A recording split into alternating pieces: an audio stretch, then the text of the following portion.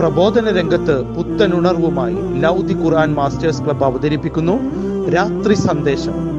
എന്നും രാത്രി 9 മണിക്ക് യൂട്യൂബിലൂടെ പ്രസംഗ പരിശീലന കളരിയിലെ പഠിതാക്കൾ നിങ്ങൾക്കായി ഒരുക്കുന്നു. കേൾക്കുക, പ്രബുദ്ധരാവുക, മറ്റുള്ളവരിലേക്ക് എത്തിക്കുക. ബിസ്മില്ലാ, അൽഹംദുലില്ലാ, വസ്സലാത്തു വസ്സലാമു അലാ റസൂലില്ലാ. എൻ്റെ ശബ്ദം ശ്രവിക്കുന്ന മാന്യ ശ്രോതാക്കളെ, അസ്സലാമു അലൈക്കും വറഹ്മത്തുള്ളാഹി വബറകാതുഹു. ഉമ്മ സ്വർഗത്തിലേക്കുള്ള എളുപ്പവഴി എന്ന വിഷയത്തെക്കുറിച്ചാണ് ഞാനിന്ന് സംസാരിക്കുന്നത്, ഇൻഷാ അല്ലാഹ്. നമുക്കറിയാം, ഇസ്ലാം പടുത്തുയർത്തിയിരിക്കുന്നത് പഞ്ചസ്തംഭങ്ങളിലാണ്. 5-ാമത്തേതായ ഹജ്ജ് സമ്പത്തുള്ളവർക്ക് മാത്രം ഫർദാക്കപ്പെട്ടതാണെങ്കിൽ പോലും ഒരിക്കലെങ്കിലും കഅബാലയത്തിൽ പോയി ഒരു ഹജ്ജ് നിർവഹിക്കാൻ ആഗ്രഹിക്കാത്തവരായി ആരാണ് ഉണ്ടായിരിക്കുക? എന്നാൽ ഒട്ടും മുതൽ മുടക്കില്ലാതെ, അധ്വാനമില്ലാതെ, ടെൻഷനില്ലാതെ വീട്ടിലിരുന്ന് തന്നെ ഹജ്ജ് നിർവഹിക്കാനുള്ള ഒരു ഓഫറാണ് അള്ളാഹു നമുക്ക് നൽകിയിട്ടുള്ളത്. സൂറത്തുൽ ലുഖ്മാനിൽ 15-ാം ആയത്തിലൂടെ അള്ളാഹു പറയുന്നുണ്ട്, മനുഷ്യന് അവൻ്റെ മാതാപിതാക്കളെക്കുറിച്ച് ഞാൻ ബോധനം നൽകി. ക്ഷീണത്തിന്മേൽ ക്ഷീണം സഹിച്ച് ഗർഭം ചുമന്ന് അവനെ മുലയൂട്ടി. അവർക്കും എനിക്കും നിങ്ങൾ നന്ദി ചെയ്യുക, എന്നിലേക്കാണ് നിങ്ങളുടെ മടക്കം. ഖുർആൻ പറഞ്ഞ ഈ വചനത്തെക്കുറിച്ച് നിങ്ങൾ ചിന്തിച്ചിട്ടുണ്ടോ?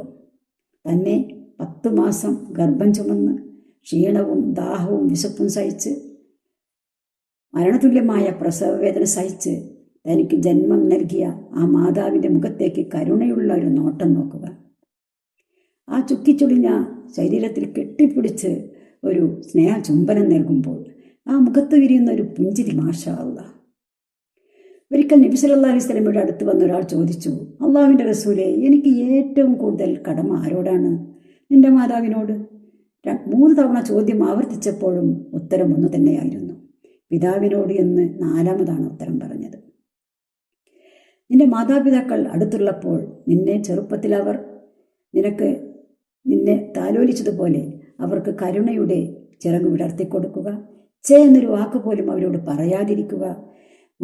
പ്രായമായ മാതാപിതാക്കളെ കിട്ടിയിട്ടും സ്വർഗം നേടാൻ കഴിയാത്തവൻ ഭാഗ്യദോഷിയാണ് തുടങ്ങിയ ഒരുപാട് വചനങ്ങൾ വിശുദ്ധ ഖുർആനിൽ കാണാൻ കഴിയും.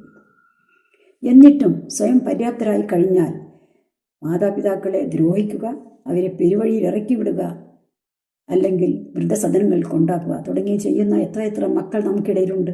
സുബ്ഹാനല്ലാഹ്. ഉവൈസുൽ ഖർനി എന്നൊരു മനുഷ്യനെക്കുറിച്ച് കേട്ടിട്ടുണ്ടോ?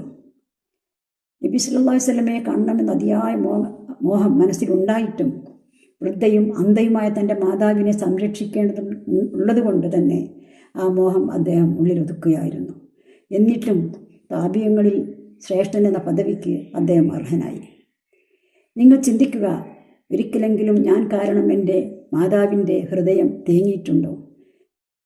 കണ്ണ് നിറഞ്ഞിട്ടുണ്ടോ? ഉണ്ടെങ്കിൽ അവരുടെ കാൽക്കൽ വീണ് മാപ്പ് ചോദിക്കുക.